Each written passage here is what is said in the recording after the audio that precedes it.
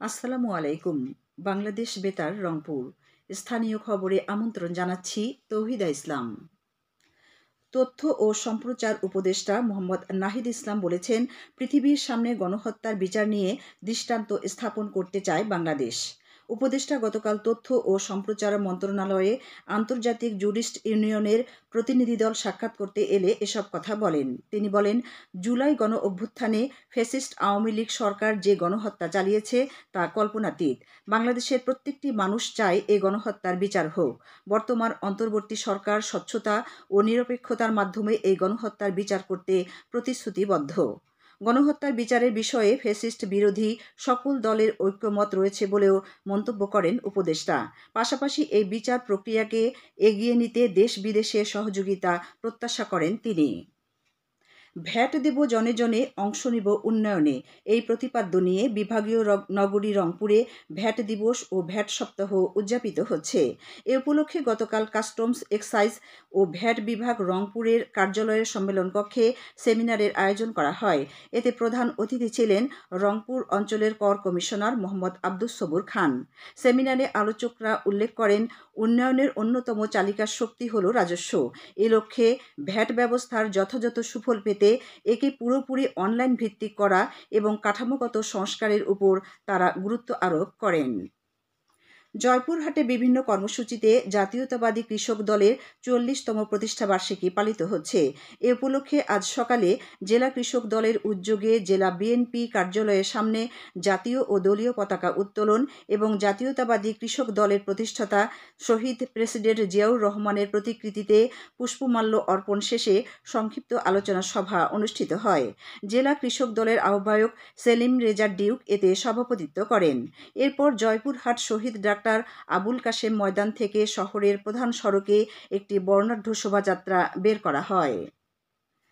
রংপুর বেগম রোকেয়া বিশ্ববিদ্যালয়ে কৃষি যন্ত্রপাতি প্রতিভা অন্বেষণ শীর্ষক সেমিনার ও প্রদর্শনী মেলা অনুষ্ঠিত হয়েছে। গতকাল বিশ্ববিদ্যালয়ের স্বাধীনতা স্মারক মাঠে বেরোবি কম্পিউটার সায়েন্স অ্যান্ড ইঞ্জিনিয়ারিং বিভাগের সহযোগিতায় এবং বাংলাদেশ কৃষি গবেষণা ইনস্টিটিউটের আয়োজনে অনুষ্ঠিত সেমিনারে প্রধান অতিথি ছিলেন বিশ্ববিদ্যালয়ের উপাচার্য প্রফেসর ডক্টর মোহাম্মদ শওকত আলী। ছাত্র পরামর্শ ও নির্দেশনা বিভাগের পরিচালক ডক্টর মোহাম্মদ ইলিয়াস প্রামাণিক এতে সভাপতিত্ব করেন।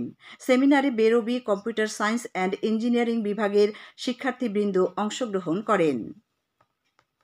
কুড়িগ্রামে বৈষম্য বিরোধী ছাত্র আন্দোলনের বীর শহীদদের রুহের মাগফেরাত কামনায় দোয়া ও গণসমাবেশ অনুষ্ঠিত হয়েছে।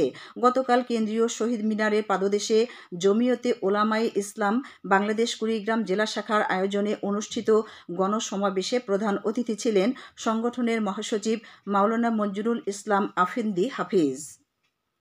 কুড়িগ্রাম সদর উপজেলায় 4টি ইট ভাটায় অভিযান পরিচালনা করে 12 লাখ টাকা জরিমানা করেছে ভ্রাম্যমাণ আদালত।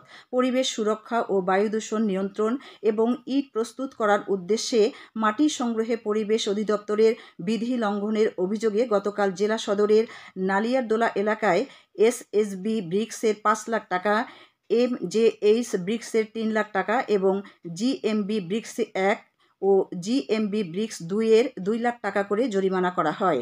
এছাড়া প্রয়োজনীয় কাগজপত্র হালনাগাদ না করা পর্যন্ত ইটভাটার কার্যক্রম বন্ধ রাখার নির্দেশ দেওয়া হয়। সদর উপজেলা নির্বাহী অফিসার ও নির্বাহী ম্যাজিস্ট্রেট সাইদা পারভীনের নেতৃত্বে পরিবেশ অধিদপ্তর এই ভ্রাম্যমাণ আদালত পরিচালনা করে। জয়পুরহাটের পাঁচবিবি উপজেলার বাগজানা সীমান্ত এলাকা থেকে 5টি সোনার বারসহ এক পাচারকারীকে আটক করা হয়েছে। গতকাল জেলা মাদকদ্রব্য নিয়ন্ত্রণ অধিদপ্তরের সদস্যরা অভিযান চালিয়ে সোনার বারসহ বাবু নামে এই পাচারকারীকে আটক করে। একটি শোক সংবাদ। রংপুর পৌরসভার সাবেক চেয়ারম্যান ও মুক্তিযোদ্ধা সংসদ রংপুর ইউনিটের সাবেক কমান্ডার বীর মুক্তিযোদ্ধা অপিল উদ্দিন আহমেদ গতকাল রাতে নগরীর শালবন এলাকায় নিজ বাসভবনে ইন্তেকাল করেছেন। ইন্না লিল্লাহি ওয়া ইন্না ইলাইহি রাজিউন। তার বয়স হয়েছিল 74 বছর।